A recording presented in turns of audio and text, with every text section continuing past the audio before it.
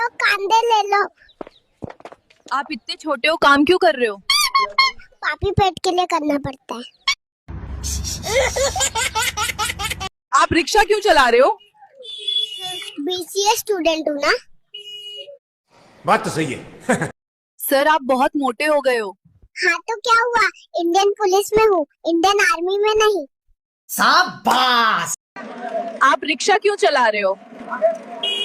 ताकि मेरा बेटा आईएएस बन सके।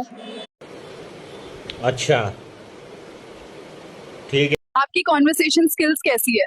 मैं बस ऑनलाइन ही बकबक कर सकता हूँ, रियल लाइफ में मुंडी नीचे करके शांत हो जाता हूँ।